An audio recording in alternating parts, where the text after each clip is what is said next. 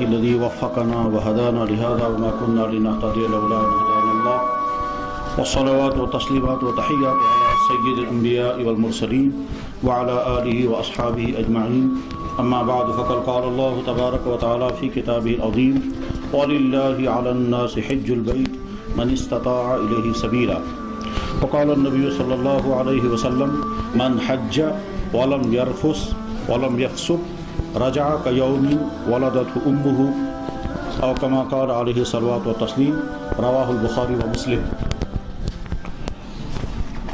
لبيك اللهم لبيك لبيك لا شريك لك لبيك إن الحمد والنعمة لك والملك لا شريك لك. معزز و مکرم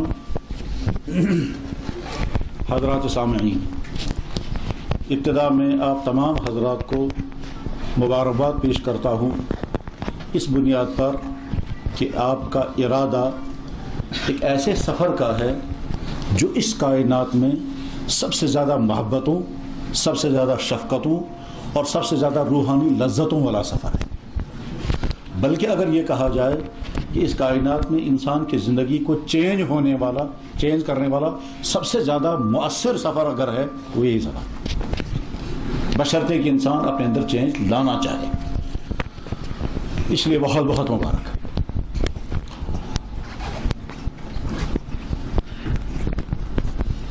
حرمین کی حاضری یعنی خانہ کعبہ اور مدینہ طیبہ تک پہنچنا، اس کا تعلق نہ عبادت سے ہے، نہ علم سے ہے، نہ شوق سے ہے، نہ دولت سے ہے.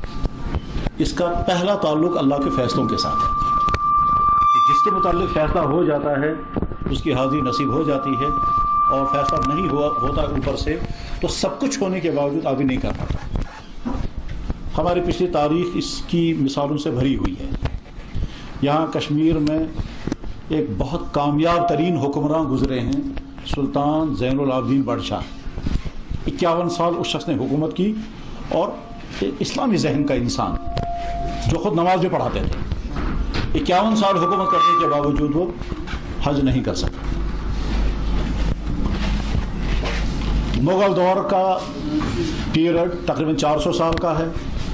اس میں اورنگزیب عالمگیر جیسا دینی ذہن رکھنے والا حکمران بھی ہے جو بالکل فقیرانہ زندگی گزارنے والا شخص تھا، اور مغل دور کا سب سے بڑا بادشاہ وہی تھا. وہی وجہ کہ اس کی حکومت ڈھاکہ سے کر کابل تک تھی. اور ایک کامیاب حکمران جیسا ہو سکتا ہے اسی طرح کا انسان تھا وہ، کردار کے اعتبار سے، اخلاق کے اعتبار سے، رعایا کے ساتھ اچھے سلوک کرنے کے اعتبار سے گویا ساری خوبیاں تھیں. صحابہ جیسی خوبیاں تو نہیں ہو سکتی ہیں، لیکن اپنے دور میں ایک ممتاز شخص تھا وہ ہر اعتبار سے. لیکن حج اس کے مقدر میں بھی نہیں تھا. تو پورے مغل دور میں کوئی مغل بادشاہ حج میں نہیں جا سکا. تو دولت کی بنیاد پر یا حکومت کی بنیاد پر نہیں ہو سکتا. ہماری قریب کی تاریخ میں روشن ترین شخصیت علامہ اقبال ہے. ان کے شوق میں، ان کے جذبوں میں، ان کی ایمانی کیفیات میں، ان کی طلب میں، ان کی اسلامی ذہن میں ہونے میں کوئی شک نہیں. جنہوں نے برطانیہ میں ڈگری کی، جنہوں نے جرمنی میں پڑھا، جنہوں نے فرانس کا سفر کیا، جو مصر بھی گئے، جو فلسطین کانفرنس میں بھی گئے، شوق بھی بہت زیادہ تھا، لیکن اللہ کا فیصلہ نہیں ہوا. نہ مکہ جا سکے، نہ مدینہ جا سکے. عالم خیال میں انہوں نے سفر نامہ لکھا، اور نہایت ہی جذبات سے لبریز سفر نامہ ہے وہ کہ میں مدینہ حاضر ہو رہا ہوں، میں مکہ جا رہا ہوں، لیکن وہ عالم خیال ہی میں رہا، عملاً وہاں نہیں پہنچ سکے. بے شمار انسان وہ ہیں جن کو اللہ نے دولت دی ہے، دنیا بھر کے وہ سفر کر لیتے ہیں. بعض دفعہ ارادہ بھی کرتے ہیں ہم بھی حاضر ہو جائیں مکہ مکرمہ، لیکن مقدر نہیں. اور بے شمار انسان وہ ہیں جو ارادے کرتے ہیں، پروگرام بھی بناتے ہیں، لیکن آخر میں کچھ نہ کچھ رکاوٹ آ جاتی ہے اور فیل ہو جاتے ہیں. تو اس لیے ہم سب کو اپنے ذہن میں شکر کے جذبات ہر وقت موجزل رہنے چاہیے. یا اللہ کیا یہ صحیح ہے کہ ہم حاضر ہو گئے اور اس مقدس گھر کو اپنی آنکھوں سے دیکھیں گے، اس مقدس گھر کا اپنے ہاتھوں سے مس کریں گے، جہاں ایمان کے معراج ہو جانی چاہیے. اس لیے کہ دنیا میں ایمان کے پختہ ہونے کی آخری جگہ وہی ہے. جس کو ہم زندگی بھر سنتے ہیں اس کو اپنی آنکھوں سے دیکھیں گے، جس کو ہم زندگی بھر پڑھتے ہیں اس کو اپنی آنکھوں سے دیکھیں گے، جس کی سچی کہانیاں جس کی سچے واقعات ہم پڑھنے والے پڑھتے ہیں، بولنے والے بولتے ہیں، سننے والے سنتے ہیں، لٹریچر بھرا ہوا ہے، ان کو اپنی آنکھوں سے دیکھیں گے، چاہے وہ مکہ مکرمہ سے متعلق ہوں یا مدینہ طیبہ سے متعلق. تو اسی لیے ایک ایمان والے کی سب سے زیادہ دلچسپ آرزو جو ہوتی ہے وہ یہی کہ میں خانہ کعبہ میں حاضر ہو جاؤں. اور یہ بھی بڑی عجیب بات ہے کہ خانہ کعبہ میں سب سے زیادہ جو دعائیں ہوتی ہیں وہ یہی ہوتی ہیں کہ یا اللہ پھر واپسی نصیب ہو، پھر واپسی نصیب ہو، پھر کبھی یہاں آنا نصیب ہو. چنانچہ جب اس کی تحقیق کی گئی کہ سب سے زیادہ یہاں کون سی دعا مانگی جاتی ہے، کہ وہ یہ دعا مانگی جاتی ہے یا اللہ پھر دوبارہ کبھی حاضر.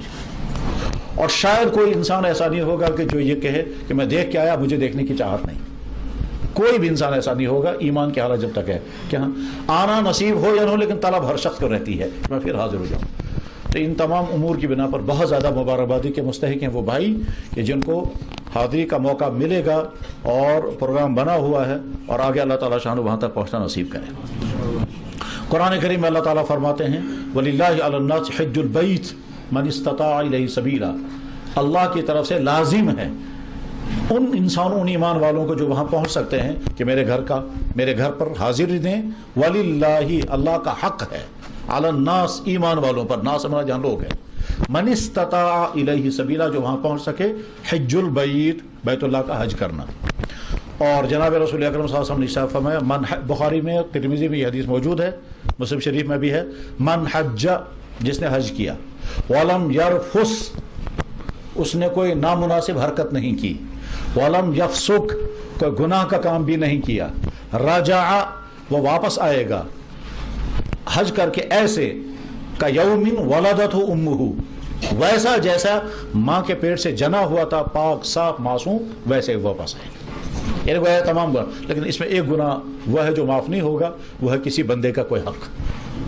مان لیتے ہیں اگر میرے ذمہ کسی بندے کا کوئی حق ہے اور میں وہاں سارے گناہوں سے معاف ہو کر کے، مگر یہ حق معاف ہونے والا نہیں ہے کیونکہ اس کا تعلق بندے کے ساتھ ہے. اسی لیے کہا جاتا ہے کہ جب کوئی آدمی حج کے لیے نکلے تو اپنے تمام معاملات کو صاف کرے. کسی کے ساتھ لین دین ہو تو ان کو معاملہ صاف کریں، معاملہ صاف ابھی نہ کر سکتے ہوں تو آئندہ ان کے ساتھ طے کر لیں کہ صاحب آپ کی اگر کوئی چیز ہمارے پاس ہے تو ہم ضرور دیں گے، اور قرضہ ہو کسی کا تو اس کے ساتھ کوئی معاملہ طے کر لیں کہ ہم ادا کریں گے. اور اسی طرح سے جب حج کے لیے نکلے تو حلال کمائی ہو.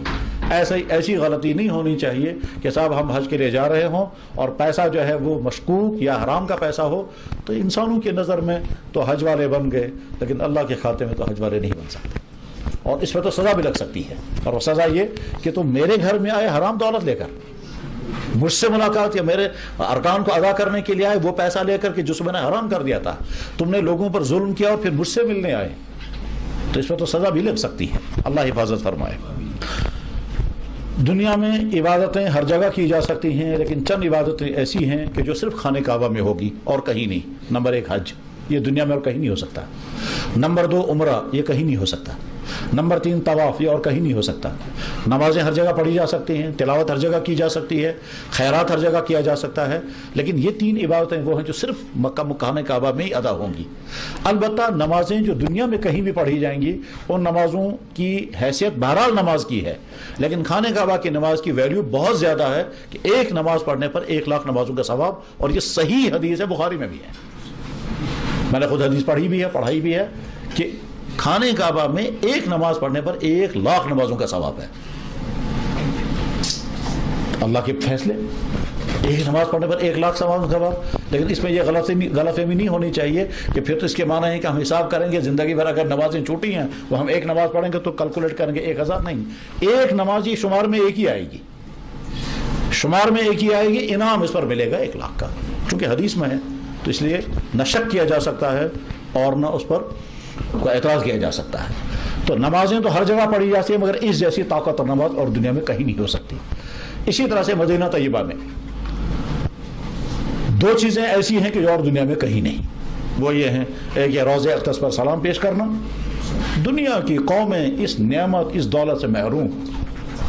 اگر کوئی غیر مسلم، چاہے وہ کسی طبقے کا بھی ہو، بدھوں میں سے ہو، ہندوؤں میں سے ہو، وہ اگر کسی اپنے مذہبی رہنما کو ڈھونڈنا چاہیں کہاں، تو جواب ہے کہیں کوئی سراغ نہیں. عیسائی حضرات اگر عیسیٰ علیہ السلام کی قبر پر جانا چاہیں تو ممکن نہیں، کیونکہ حضرت عیسیٰ علیہ السلام آسمانوں پر ہیں، ان کا عقیدہ یہ ہے کہ عیسیٰ علیہ السلام کی وفات ہو گئی ہے، ہمارا عقیدہ ہے کہ عیسیٰ علیہ السلام آسمانوں پر زندہ ہیں، لیکن بہرحال ان کے قبر پر نہیں جا سکتے۔ اور یہودی اگر حضرت موسیٰ علیہ السلام کے قبر پر جانا چاہیں تو ابھی تک ان کو دریافت ہی نہیں ہو سکی کہ حضرت موسیٰ علیہ السلام دفن کہاں ہیں۔ یہ صرف ہم مسلمانوں کے پاس امتیاز ہے کہ جیسے اس وقت دن ہے اور 12 بجنے والے ہیں یا 11 بجنے والے ہیں، جیسے اس کا یقین ہے، ٹھیک اسی طرح سے اس بات کا بھی یقین ہے کہ جناب رسول اکرم صلی اللہ علیہ وسلم مدینہ طیبہ میں مدفون ہے۔ تو ہم پورے اطمینان اور اعتماد کے ساتھ وہاں جاتے ہیں کہ ہمارا نبی یہاں دفن، اور وہاں جا کر ہم سلام پیش کریں گے، یہ چیز اور کہیں نہیں ہو سکتی۔ اور پھر اس مسجد نبوی میں 2 نعمتیں اور بھی ہیں، ایک یہ کہ اس مسجد نبوی میں ایک نماز پڑھنے پر 1000 نمازوں کا ثواب، ایک حدیث میں ہے، اور ایک حدیث میں اس مسجد نبوی میں ایک نماز پڑھنے پر 50,000 نمازوں کا ثواب۔ دوسرا انعام جو مسجد نبوی میں ہے اور وہ کائنات میں اور کہیں نہیں مل سکتا، وہ یہ کہ مسجد نبوی کا وہ حصہ جس کو ریاض الجنہ کہتے ہیں، ریاض الجنہ کے متعلق حضور نے خود فرمایا میرے گھر اور میری قبر کے درمیان کا حصہ جنت کا ایک باغ ہے، ما بین بیتی و منبری روضۃ من ریاض الجنہ، میرے اور میرے گھر کے، میرے منبر اور میرے گھر کے درمیان کا حصہ جنت کا باغ ہے۔ اب سوال یہ ہے جنت کے باغ ہونے کے معنی کیا ہیں؟ ایک معنی یہ ہو سکتے ہیں کہ یہاں کی زمین جو ہے وہ جنت سے لائی گئی ہے لہذا اس کو جنت کا باغ کہا گیا، یا اس کے معنی یہ ہے کہ یہ زمین کا ٹکڑا جنت میں پہنچایا جائے گا، یہ معنی بھی ہو سکتے ہیں۔ اور ایک معنی تیسرے ہیں اور وہی زیادہ تر قابل اعتماد معنی بیان کیے گئے، وہ یہ کہ دراصل یہ استعاراتی طور پر ایک بات کہی گئی ہے کہ جو شخص ایمان کی حالت میں اس جگہ پہنچ گیا وہ ضرور جنت میں داخل ہو جائے گا۔ جو شخص ایمان کی حالت میں اس جگہ پہنچا، بس پہنچنا ہی، اس کے بعد پھر وہ ضرور جنت میں داخل ہوگا، معنی اس کے یہ ہے۔ تو اب اگر اللہ نے مقدر فرمایا اور ہم وہاں پہنچنے میں کامیاب ہوئے اور وہاں 2 رکعت نماز پڑھ پائے اور وہاں 2 رکعت نماز پڑھ کر کے گویا ہم گواہی دیں یا اللہ ہم اس وقت اس جگہ ہیں جہاں آپ کے نبی کے پاؤں مبارک سینکڑوں مرتبہ پڑے ہوں گے، یہاں انہوں نے نمازیں پڑھی ہیں، پڑھائی ہیں، یہاں نہ جانے کتنی مرتبہ وحیاں نازل ہوں گی، اس خطے میں نہ جانے کتنوں نے کلمے پڑھے ہوں گے، اس جگہ نہ جانے کتنے معجزات کا ظہور ہوا ہوگا، اس جگہ سے نہ جانے کتنی جماعتیں کن کن کاموں کے لیے روانہ ہوئی ہوگی۔ یہی وہ جگہ ہے جہاں سلاطین عالم کے لیے روانہ ہونے والے وفود چلے ہیں کہ یہ شخص روانہ ہو رہا ہے اسلامی دعوت کا خط لے کر کے ایران، یہ شخص روانہ ہو رہا ہے اسلامی دعوت کا خط لے کر کے اس زمانے کے سپر پاور کے پاس، یہ سب اسی جگہ سے روانہ ہوئے ہیں۔ مکاتیب جو حضور نے دنیا کے بادشاہوں کو بھیجے تھے اسلام قبول کرو، اسی جگہ سے روانہ ہوئے ہوا۔ یہی وہ جگہ ہے جہاں دنیا کے بڑے بڑے لوگ اس زمانے کے آ کر ملاقاتیں کرتے تھے اور اسی جگہ کچھ لوگوں نے اسلام قبول کیا۔ اپنی تاریخ کے پچھلی جھروکوں کو ذہن میں رکھ کر جب وہاں بیٹھے گا اور سوچے گا میں نے فلاں واقعہ تاریخ میں سیرت میں پڑھا ہے، یہی ہوا ہے اور میں اس وقت وہی ہوں۔ تو جن جگہوں پر ہماری اسلامی تاریخ کا سب سے روشن ترین چیپٹر وجود میں آیا ہے، اس جگہ جب انسان پہنچے گا تو اس کے خیالات، پھر ایمانی کیفیات اور جذبات کا کیا عالم ہوگا۔ یہ تو اپنا اپنا ظرف ہے، اپنا اپنے احساسات ہیں، کن جذبوں کے ساتھ وہاں پہنچے۔ بہت مجھے بیچ میں یاد آ گیا وہ جو ڈنمارک میں کسی صاحب نے وہ بہت ہی گندے قسم کا کارٹون بنایا تھا، شاید آپ کو معلوم ہوگا کہ بعد میں وہ مسلمان ہوا۔ اسی روضے مبارک پر ریاض الجنہ میں کھڑے ہو کر کے وہ چیخ کر کے کہتا، اس نے اپنی زبان میں کہا ہوگا، ترجمہ اس کا میں نے اخباروں میں پڑھا، میں وہ مجرم ہوں جس نے آپ کو کارٹونوں کی شکل میں دکھایا تھا، میں آپ کے سامنے کھڑے ہو کر معافی چاہتا ہوں، کاش مجھے وہ ذہن نہ ہوتا، آج آیا ذہن ہوتا تو میں وہ کارٹون نہ بنا، اور یہ کہہ کر رونے لگا۔ اور یہ بات خود وہاں مدینہ طیبہ کے ایک صاحب نے مجھے بتایا کہ میں بھی کھڑا تھا جس وقت وہ رو رہا تھا۔ تو عجوبے ہیں کائنات کے۔ خیر، تو ان تمام باتوں کے اعتبار سے ہم کسی بھائی کی گاڑی راستے میں ہے، ان کو ہٹانے کی درخواست کی جا رہی ہے۔ گاڑی ہے JK022073 JK022073۔ حضرات گرامی، یہ سفر تین چیزوں کا مجموعہ ہے، ایک ہے مدینہ طیبہ کی حاضری، ایک ہے عمرہ اور ایک ہے حج۔ ان 3 کاموں کے مجموعے میں مدینہ طیبہ کی حاضری حج کا حصہ نہیں ہے۔ اگر کوئی آدمی अपने हालात की बिना पर सिर्फ मक्का मुकरमा हाजिर हो और वहाँ हज और उम्रा करके वापस आए और मदीना तैयबा नहीं गया, तो ये नहीं कहा जाएगा कि उसने कोई जुर्म किया, ये नहीं कहा जाएगा कि उसका हज जो है वो इनकम्प्लीट रहा। लेकिन हमारा एक ईमान वाले का जो ताल्लुक अपने नबी के साथ है, ठीक, वो ताल्लुक तकाजा करता है कि हम अपने आप को उससे महरूम न करें। इसीलिए हमारी पूरी इस्लामी तारीख का रवैया ये रहा है। ये दूसरे JK022673 ऑल्टो गाड़ी है। तो लिहाजा मदीना तैयबा की हाज़िरी के आदाब और तरीक़ा, उम्रा करने का तरीक़ा और हज का तरीक़ा, इन तीन चीज़ों के मजमूए को हमें समझना है। इंशाअल्लाह उम्मीद है कि रास्ते में अगर साथ हुए तो रास्ते में कदम कदम पर सवाल जवाब होता रहेगा, रहनुमाई होती रहेगी, खिदमत होती रहेगी। इसलिए एक तो आप अपने जहन को बिल्कुल फ्री रखें, कहीं कोई मुश्किल नहीं। पहले ज़मानों में तरह तरह के मसाइल और मुश्किलात होती थी, इंतज़ामात के एतबार से, वसाइल के एतबार से, फैसिलिटीज़ के एतबार से, गाइडेंस के एतबार से। आज का ज़माना आसानियों का ज़माना है। आज तो लोग पानी नहीं, आज तो जूस पीने का ज़माना है। आज तो लोग 5 स्टार होटलों में रहते हैं, आज तो AC गाड़ियों में सफ़र होता है। तसव्वुर किया जा सकता है कि जब जनाब रसूल अकरम सल्लल्लाहु अलैहि वसल्लम का ज़माना था या उसके बाद का ज़माना, सख्त तरीन गर्मियों में ऊँटों पर सफ़र और पानी साथ लेकर के चलना है 1 हफ्ते का। तो 1 हफ्ते का पानी साथ लेकर के चलना है, उस पानी की हालत क्या होती होगी, और वही सफ़र। तो आज तो आसानियों का ज़माना है, इसलिए जहन तो बिल्कुल फ्री रखें। इंशाअल्लाह न सफ़र की कोई मुश्किल होगी, न गाइडेंस की कोई कमी रहेगी। बस करने वाले के इरादा हो हम करें, गाइड करने वालों की जिम्मेदारी है कि वो गाइड करें, और इंतजाम करने वालों की जिम्मेदारी है कि वो अपना फरीदा समझें कि हम अपनी इन भाइयों को ज़्यादा से ज़्यादा आराम जिस तरह से पहुंचा सकते हो वो पहुंचाएं। ये आम ट्रैवल नहीं, ये आम टूर नहीं है कि आप उन लोगों को लेके जा रहे हो चाहे लंदन और पेरिस, या लोगों को घुमाने के लिए ले जा रहे हो आप आगरा और दिल्ली, नहीं, आप उनको हज करवा रहे हैं। इसलिए जो कुछ खिदमत कर सकते हैं वो इबादत समझ कर करें, और इंसान जब इबादत समझ कर खिदमत करता है तो उसकी कैफियत, इंसान का जहन जब खादिमाना जहन होता है तो अंदाज कुछ और होता है, जब तिजारती जहन होता है तो अंदाज कुछ और होता है। डॉक्टर जब तिजारती जहन से पेशेंट को देखेगा तो रवैया कुछ और होगा, और डॉक्टर जब खिदमत इंसानी के जज्बे से बीमार को देखता है तो जज्बा कुछ और होता है। स्कूल वाले स्कूल अगर चलाएं तालीम के नुक्ते नज़र से, स्कूल कुछ और होगा, और अगर स्कूल चलाएंगे किससे, कमर्शियल बुनियादों पर, तो अंदाज कुछ और होगा। उस वक्त तो सारी नज़र होगी पैसा कमाने पर, चाहे बच्चों को कोई। इसी तरह खिदमत करने वालों की जिम्मेदारी है कि वो ये समझें कि ये अल्लाह के घर के मेहमान, अब हाज वफ़दुल्लाह, हज करने के लिए जो आदमी निकला ये अल्लाह का मेहमान है, तो हम अल्लाह के मेहमानों की खिदमत करें। इसलिए उनको रात दिन खड़ा रहना चाहिए और हर तरह की सहूलियत मुहैया करने के लिए कमर बस्ता रहना चाहिए, ये उनकी जिम्मेदारी है। तो इंशाअल्लाह हमारा इरादा हो कि जो कुछ हम सुनेंगे सीखेंगे वो करेंगे, और गाइड करने वालों की जिम्मेदारी को हर तरह की गाइड करेंगे, और इंतजाम करने वालों की जिम्मेदारी होगी कि हर तरह का इंतजाम करेंगे। लेकिन इस सब के बाद हम सबको एक बात जहन में रहनी चाहिए, वो ये कि अल्लाह ताला इस सफ़र में कभी कभी कोई न कोई मुश्किल ज़रूर डालते हैं ताकि इंसान सेट रहे। अगर सिर्फ आसानियां ही आसानियां हों तो इंसान का जहन जो है वो बैलेंस पर नहीं रहता। तमाम चीज़ों के बावजूद कहीं ना कहीं को झटका ज़रूर लगता है, और इसकी हज़ारों मिसालें हैं कि साहब तमाम इंतजाम के बावजूद। एक दफ़ा हम हज में थे तो हमारे साथ यहीं कश्मीर के एक इलाके के DC साहब भी थे। अब DC साहब के जहन में था मैं तो DC हूँ, इसलिए मुझे क्या होगा, लेकिन वहाँ तो DC और गैर DC सारे बराबर ही हैं। तो बहरहाल उनके जहन में था मैं कभी भूल नहीं सकता, मैं क्या रास्ता नहीं भूलेगा, मुझे कुछ नहीं होगा। एक दिन रास्ता भटक गए, और भटकने के बाद रात की पूरी रात 5 घंटे तक मक्के की गलियों में चक्कर काटते रहे, और रात के 3 बजे फोन किया, कहते हैं मैं जनाब कहीं पहुंच नहीं पा रहा हूं, मुझे कहीं गाइड करो। उसके बाद फिर जाकर लेकर आए तो जनाब 2 दिन तक वो उठ ही नहीं सका फिर। तो वो एक झटका, तो अल्लाह ताला कभी कभी झटका दे देते हैं, कभी सेहत के एतबार से, कभी किसी के एतबार से, उसके लिए जहन तैयार रहना चाहिए। इंतजाम करने वालों की जिम्मेदारी हर तरह का इंतजाम करें, लेकिन इसके बावजूद बहरहाल सफ़र होता है। इस सफ़र में घर जैसी सहूलियात नहीं होती हैं, इस सफ़र में घर जैसे आराम और राहतें नहीं होती हैं, कहीं ना कहीं कोई मुश्किल पेश आ सकती है। जब इंसान जहन तैयार रहता है तो फिर मुश्किल आने पर इंसान घबराता नहीं है।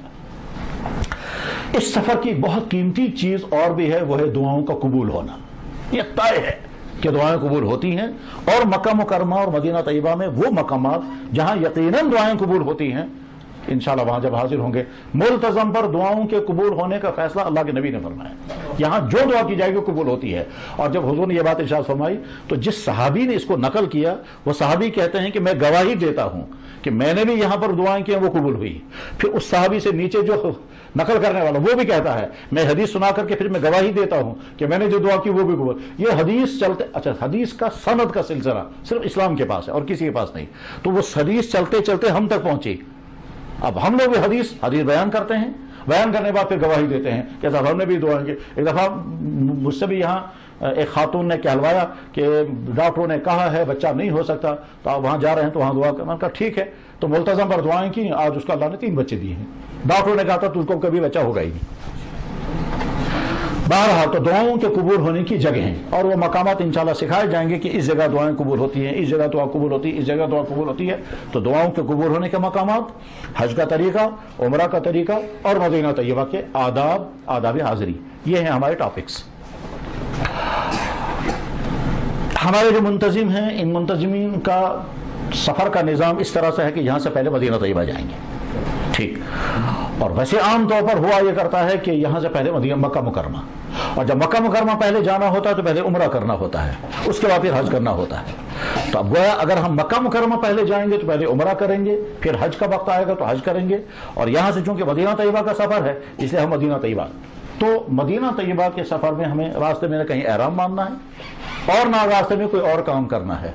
और खुदा न खास्ता अगर मसलन अगर सफ़र में ग्रुप में खवातीन साथ हों और उनका कोई उज़्र पेश आ गया जिसमें नमाजें माफ़ हो जाती है तो उसमें भी घबराने की बात नहीं है। क्यों? इसलिए कि उनको सिर्फ नमाज नहीं पढ़नी है, बाकी सारे काम वो कर सकती हैं। सफ़र में वो दुआएं पढ़ें, दुआएं करें, दरूद शरीफ पढ़ें, कलमा इस्तिग़फ़ार पढ़ें। चूँकि मदीना तैयबा जब हाज़िरी होगी तो वहाँ के जो आदाब होंगे वो बताए जाएंगे। सिर्फ एक काम उनको के साथ मस्जिद नबी में अंदर नहीं जाना है तब तक जब तक ना पाक हो जाए, बाकी तमाम काम।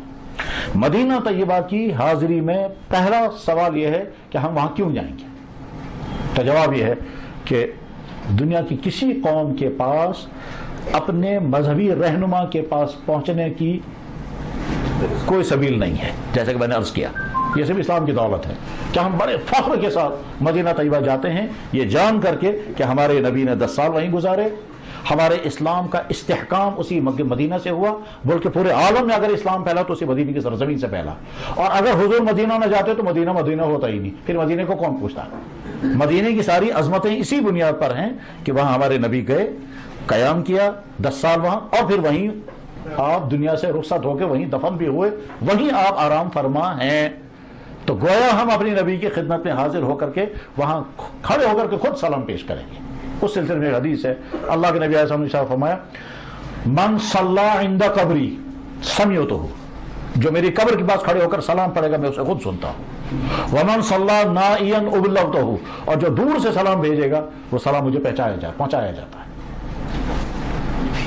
तो एक तो अहम तरीन हमारा मकसद ये कि हम खुद खड़े होकर के वहां सलाम जब पेश करेंगे, और दूसरा अहम तरीन मकसद है उन चंद जगहों पर पहुंचना, मसलन रियाजुल जन्नह में, मसलन ओहद को अपनी आंखों से देखेंगे, और मदीना तैयबा के जो आसार हम देख सकते हैं, जो हमारी तारीख का कीमती हिस्सा है उसको हम जब देखेंगे तो हमारे ईमान में इजाफा होना चाहिए। और शायद बहुत नादान होगा वो मुसलमान जो इन मुकद्दस मकामात को देखने के बावजूद भी अपनी ईमान की सुई को ऊपर न ले जा सका।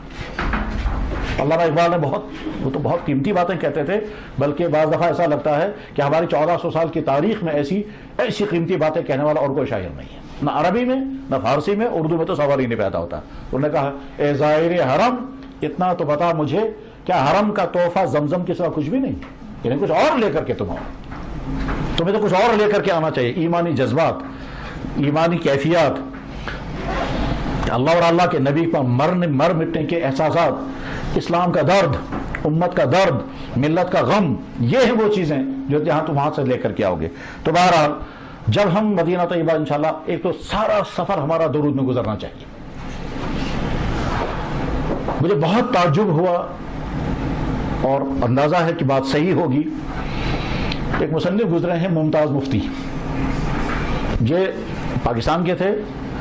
इब्तिदा में तो कदरे फहश किस्म की नावलें लिखते थे, लेकिन बाद में उन्होंने हज भी किया और मदीना तैयबा भी हाजिरी हुई। मुमताज़ मुफ्ती नाम है उसका। उस शख्स ने सफ़रनामा लिखा है, अपने सफ़रनामे हज लब्बैक के नाम से। اس لبیک نام کی کتاب میں انہوں نے لکھا کہ علامہ اقبال نے ایک مرتبہ 1 کروڑ مرتبہ درود پڑھا ہے، 1 کروڑ درود، لکھنے والا ممتاز مفتی، کتاب کا نام ہے لبیک، یہاں بھی ملتی ہے، اس میں موجود ہے۔ ایسے بھی اللہ کے بندے، اسی لیے شاید اقبال کے آخری زمانے کی حالت یہ ہو گئی تھی کہ ان کے سامنے جو ہی حضور کا نام آتا تھا ان کو رکت طاری ہوتی تھی، آنکھوں سے آنسو گرنے لگتے تھے اور وہ حواس کھو جاتے تھے، آخری حالت ان کی یہی ہو گئی تھی۔ تو ہم یہ پورا سفر انشاءاللہ درود شریف کی کثرت کے ساتھ گزاریں گے، جتنا زیادہ، ہزاروں کی تعداد میں۔ اسی سے نگر شہر کے ایک صاحب ایک دفعہ مجھے ملے تھے تو انہوں نے کہا کہ میں نے جو ہی ارادہ کیا اور میری تیاریاں شروع ہوئی تو میں درود پڑھتا گیا، تو 30 لاکھ درود میں نے پڑھے، تب وہ مدینہ گئے، اسی شہر کے۔ اور ایک صاحب اور ہیں، ان کے نام سے آپ واقف بھی ہوں گے، میں نام ظاہر نہیں کرنا چاہتا، اسی شہر کے ہیں، بڑے ڈاکٹر رہے ہیں، آج کا ریٹائر ہیں۔ انہوں نے مجھ سے خود کہا مدینہ طیبہ میں کہ جو ہی میں نے ارادہ کر لیا تھا حج کا تو اسی وقت میں نے درود شریف پڑھنا شروع کیا، تو روزانہ میں 10,000 پڑھتا رہا، 2.5 لاکھ درود میں نے پڑھے ہیں، اور یہی لے کر کے میں حضور کی خدمت میں جا رہا ہوں سلام پیش کرنے۔ تو اس لیے ہم سفر میں جب جائیں گے، ہم گاڑیوں میں ہوں، جہاز میں ہوں، کہیں ایئرپورٹ پہ بیٹھے ہوئے ہوں، آنکھوں سے انسان دیکھتا ہے، زبان سے تو درود سے پڑھا ہی جا سکتا ہے، ایک۔ اور دوسرے بہت زیادہ استغفار، یا اللہ مجھے ایک ایک اپنی کمیاں یاد ہیں، اس کے باوجود میں آپ کے دربار میں حاضر ہو رہا ہوں، میں اپنی تمام کمیوں کو کی معافی چاہتا ہوں، توبہ کرتا ہوں۔ تو توبہ، استغفار اور درود، ان کیفیات کے ساتھ انشاءاللہ یہ سفر ہوگا۔ پھر جب مدینہ طیبہ پہنچیں گے تو سب سے پہلے اپنے ہوٹل میں جا کر کے پھر اپنے سامان رکھیں گے، اس کے بعد پھر مسجد نبوی میں حاضری۔ مسجد نبوی کی حاضری ٹھیک اسی طرح سے جیسے دنیا کے ہر مسجد میں، کہ پاک صاف ہو کر، غسل کر کے، اچھے کپڑے پہن کر، پھر مسجد میں جا کر کے پہلے 2 رکعت نماز، اور اس کے بعد پھر نماز کا وقت ہوگا تو نماز ادا کریں گے۔ پھر جب روضہ اقدس پر سلام پیش کرنے کے لیے جائیں گے تو وہاں چونکہ لائن لگتی ہے اور بہت بھیڑ ہوتی ہے، تو کبھی ایسا ہوتا ہے کہ زیادہ دیر وہاں کھڑے ہو کر سلام پیش کرنے کی مہلت نہیں ملتی، تو جتنے لمحے بھی وہاں کھڑے ہو کر سلام پیش کرنے کی مہلت مل جائے، ان لمحوں میں کھڑے ہو کر کے ہم سلام پیش کریں گے۔ السلام علیکم یا رسول اللہ، السلام علیکم یا حبیب اللہ، السلام علیکم یا نبی اللہ، السلام علیکم یا خاتم النبیین، السلام علیکم یا سید المرسلین، السلام علیکم، جو آپ کہہ سکتے ہو السلام کے بعد۔ بعض حضرات اپنی زبان میں، اور یہاں کشمیریوں کے لیے بہت آسان ہے، وہ اورا شریف کے آخر میں جو سلام ہے وہ اصل میں شاہ عمدان نے وہیں پڑھا ہے، وہ بعد میں اورا شریف میں یہاں شامل کیا گیا، ورنہ وہ وہیں پڑھا گیا ہے۔ الصلاۃ والسلام علیک یا رسول اللہ، الصلاۃ والسلام علیک یا حبیب اللہ، وہ جو 17 سلامیں اورات کے ساتھ شامل ہیں وہ اصل میں وہیں پڑھا گیا ہے، اور اورات اصل میں انہیں وہیں پڑھی ہے سب سے پہلے۔ خیر وہ ایک تاریخ کا لمبا حصہ ہے، تو بس اجازت ہے مختصر سلام پیش کرنے کی، اور اس کی بھی اجازت ہے کہ بہت لمبا سلام پیش کریں، جیسا موقع ہو۔ انسان وہاں چاہتا ہے بہت لمبا سلام پیش کرنا، تو اس کے لیے ٹائمنگ کو سمجھنا ضروری ہے۔ ایسا وقت کی جس میں بھیڑ نہ ہو، مثلا رات کے 10-11 بجے، مثلا رات کے 2-3 بجے، مثلا دن کے 10-11 بجے، مثلا دن کے 3 بجے، یہ وہ ٹائم ہے جن ٹائم میں عام طور پر وہاں رش کم ہوتا ہے، اس میں اطمینان کے ساتھ انسان سلام پیش کر سکتا ہے۔ البتہ صلاۃ و سلام پیش کرنے کے لیے بعض لوگ وہاں غلطیاں کرتے ہیں، وہ یہ کہ ایک ہاتھ میں جوتا لے کر چلیں گے، ایک ہاتھ میں کیمرہ لے کر جائیں گے، سلام پیش کرنے کے بجائے ان کو توجہ دلچسپی ہوتی ہے کہ صاحب میری جو ہے وہ سیلفی بننی چاہیے، ایک ہاتھ میں جوتا ہوتا ہے، یہ بے ادبی ہے۔ ہم اپنے جوتے اور چپل کسی جگہ پر رکھیں گے، اور وہاں جو ہمارے گائیڈ ہوں گے وہ بتائیں گے کہ صاحب آپ چپل اپنی یہاں پر رکھ دیں، اور یہاں سے اندر جائیں گے، اور بالکل سارا ذہن متوجہ رکھ کر کے، اور پھر یہ صلاۃ و سلام پیش کر کے پھر باہر نکلیں گے۔ کتابوں میں جو لکھا ہوا ہے وہ یہ کہ وہاں جب کھڑے ہو کر آپ سلام پیش کریں تو ذہن میں یہ رکھیں کہ یہاں اصل میں یہ حضرت عائشہ صدیقہ رضی اللہ تعالیٰ عنہ کا حجرہ ہے، جو کوئی قبرستان نہیں ہے، یہ اصل میں حضرت عائشہ کا گھر تھا، اور اللہ کے نبی علیہ الصلوۃ والسلام اسی گھر میں اسی جگہ پر جب آپ آخری لمحے آپ نے گزارے ہیں، آخری ایام گزارے ہیں، وہ آخری ایام آپ کے 13 دن کی بیماری کے گزرے ہیں، ان 13 دنوں میں آپ نے زیادہ تر ایام وہیں گزارے، وہیں آپ کی وفات ہوئی، اور وفات ہونے کے بعد پھر سوال پیدا ہوا حضور کو دفن کہاں کیا جائے گا۔ انشاءاللہ اس کی تفصیلات آگے اور آتی رہیں گی، آپ کے سامنے آئیں گے اور بہت ڈیٹیل کے ساتھ آئیں گی، اس وقت تو شارٹ کرنا ہے۔ تو حضرت ابوبکر صدیق رضی اللہ عنہ نے فرمایا تھا کہ میں نے حضور سے سنا ہے نبی کی وفات جہاں ہوتی وہیں دفن کیا جاتا ہے، اس لیے یہیں قبر کھودی، تو گویا حضرت عائشہ کے کمرے میں ان کو دفن کیا گیا، وہاں ایک قبر بنی۔ حضرت عائشہ وہاں ایک طرف حضرت عائشہ بیٹھی رہتی تھی اور ایک طرف سے حضور کی قبر مبارک تھی۔ اس کے بعد ابوبکر صدیق خلیفہ بنے، مسلمانوں کے سربراہ۔ وہ حضرت عائشہ کی والد محترم ہیں. 2 سال اور 4 مہینے وہ سربراہ رہے, پھر ان کی وفات ہو گئی تو ان کو ان کے پاؤں کے پاس دفن کیا گیا. تو ایک قبر مبارک حضور کی ہے اور دوسری قبر مبارک حضرت ابوبکر صدیق کی, اور تیسری طرف حضرت عائشہ بیٹھی تھی وہیں. حضرت عمر سربراہ مملکت بنے, 10 سال تک ان کی حکومت چلتی رہی. اس کے بعد جب ان کی وفات کا وقت آیا تو انہوں نے خواہش کی کہ کاش میری قبر یہی بنتی, میری قبر یہی بنتی, یہی بنتی. تو حضرت عائشہ صدیقہ رضی اللہ عنہا نے فرمایا کہ یہ جگہ تو میں نے اپنے لیے رکھی تھی, مگر عمر عمر ہیں, میں قربانی دیتی ہوں, میں اپنی جگہ ہوں تو عمر کو دیتی. آگے اس سے تفصیل بھی آئے گی کہ حضرت عمر بن خطاب رضی اللہ عنہ نے فرمایا تھا میری آخری یہی تمنا تھی کہ میں یہاں دفن ہو جاؤں. چنانچہ حضرت عمر جب شہید ہو گئے اور اس کا پھر وہاں دفن کیے گئے تو 3 قبریں بن گئی وہاں. تو گویا ہم جب وہاں سلام پیش کرتے ہیں تو یہ سوچ کر کے اندر 3 قبریں ہیں. پہلی قبر ہے جناب رسول اکرم صلی اللہ علیہ وسلم کی, دوسری قبر ہے حضرت ابوبکر صدیق کی, تیسری قبر ہے حضرت عمر فاروق کی. اس لیے پہلی جگہ پر جب کھڑے ہوں گے تو گویا ہم سلام پیش کرتے ہیں حضور کو, اور ایک قدم نیچے اتر کر کے پھر سلام پیش کرتے ہیں ابوبکر صدیق کو, اور ایک قدم نیچے اتر کر پھر سلام پیش کرتے ہیں حضرت عمر فاروق کو. اور اندر ایک قبر کی جگہ باقی ہے. حضرت عیسیٰ علیہ السلام جب دنیا میں اتریں گے اور اسلامی حکومت چلائیں گے 40 سال, اس کے بعد جب ان کی وفات ہوگی تو وہاں دفن کیے جائیں گے. یہ ہے اندر کا روضہ اقدس. ہم کھڑے ہو کر جب سلام پیش کریں گے تو پہلا سلام حضور کی خدمت میں, وہاں بورڈ لگا ہوا ہے ھذا محمد الرسول. پھر سلام پیش کرنے کے بعد ایک قدم نیچے اٹھ کے وہاں ہوگا ھذا ابوبکر صدیق. پھر نیچے ایک قدم اور ھذا عمر الفاروق, عمر بن خطاب. 3 سلام پیش کرنے کے بعد پھر چونکہ بہت بڑی سعادت مل گئی, اس لیے شکرانے کی 2 رکعت نماز پڑھنے کا اگر موقع ملا تو قبلے کی طرف منہ کر کے, اور جب قبلے کی طرف ہم منہ کریں گے تو پیٹھ ہو جائے گی روضہ اقدس کی طرف, لیکن اس لیے تھوڑا سا نیچے اتر کر کے یعنی آگے چل کر کے 2 رکعت نماز اندر یا باہر پڑھ کر کے پھر شکرانے پڑھتے ہیں کہ یا اللہ اس وقت میں سلام پیش کرنے میں کامیاب ہو گیا. اور بعض اہل دل حضرات کا کہنا یہ ہے کہ جن اوقات میں انسانی دل پر اللہ تعالیٰ شانوں کے رحمتوں کا بہت زیادہ نزول ہوتا ہے, ان میں سے ایک مرحلہ وہ ہوتا ہے جب حضور کو سلام پیش کر کے دائیں بائیں ہٹ جاتے ہیں. اس لیے عام طور پر وہاں رکعت طاری ہو جاتی ہے کہ میں سلام پیش کر کے اس وقت ٹھیک میرا نقشہ شاید اندر پہنچ چکا ہوگا, تو اس وقت دعائیں بھی قبول ہوتی ہیں. بس باہر نکل کر کے اس کے بعد پھر پاس میں مقبرہ ہے جس کو کہتے ہیں جنت البقیع, اس کائنات کا سب سے مقدس ترین قبرستان, اس لیے کہ 10,000 صحابہ اس میں دفن ہیں.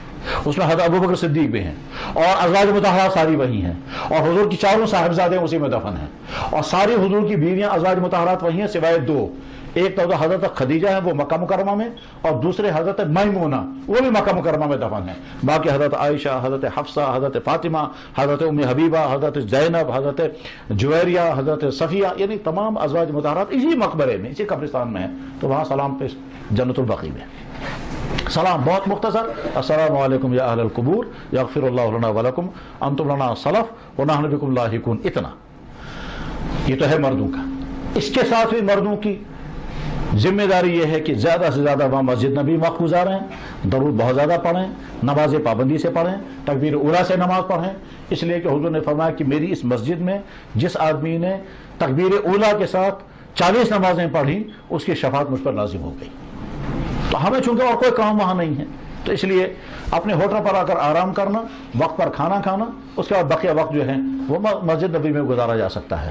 مدینہ طیبہ میں جو چیزیں دیکھنے کی ہیں ان میں سے ایک اہم ترین چیز ہے احد پہاڑ. وہ اپنی اصل شکل میں آج بھی ہے, اور اگر کوئی جاننے والا ہوتا ہے تو وہاں نقشہ بتا دیتا ہے وہ کہ کس کس طرح سے یہاں کیا ہوا ہے, اور وہ کفار مکہ نے کس طرح سے حملہ کیا تھا, اور اس کے بعد پھر یہاں کیا ہوا, اس کے نتائج کیا نکلے تھے. یہ تو خیر وہی سمجھنے کی چیز ہے, لیکن اگر ہم مدینہ طیبہ کی کوئی اوریجنل چیز دیکھنا اور سمجھنا چاہیں تو احد پہاڑ اپنی اصل حالت میں آج بھی ہیں. اور حضور نے فرمایا تھا یہ وہ پہاڑ ہے جس کو مجھ سے محبت ہے اور مجھے اس سے محبت ہے. یہ بخاری میں حدیث ہے, ھذا جبل یحبنا ونحبہ.